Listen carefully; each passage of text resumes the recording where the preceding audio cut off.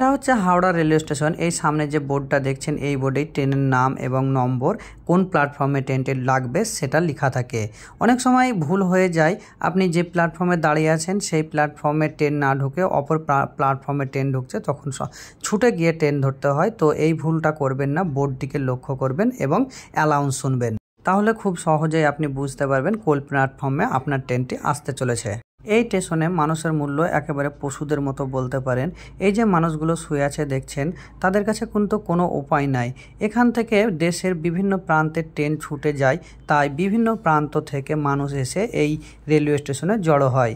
কিন্তু কারো ট্রেন রয়েছে 24 ঘন্টা পর, তো কারো রয়েছে 6 ঘন্টা এবং কারো রয়েছে 3 ঘন্টা পর ট্রেন। সুনির্দিষ্ট বসার জায়গা থাকলেও এত সময় কিন্তু বসে কাটানো অসম্ভব ব্যাপার, তাই তাদেরকে এইরকমভাবে দিন কাটাতে হয়।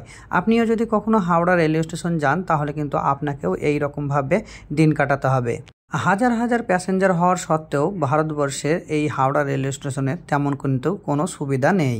তাই আপনিও যদি কখনো হাওড়া রেলওয়ে স্টেশন যান তাহলে এইসব পরিস্থিতির সম্মুখীন হওয়ার জন্য তৈরি থাকবেন এবং সঙ্গে একটি প্লাস্টিক নিয়ে নেবেন, যাতে ওঠে পেরে বসতে পারেন এবং শুতে পারেন।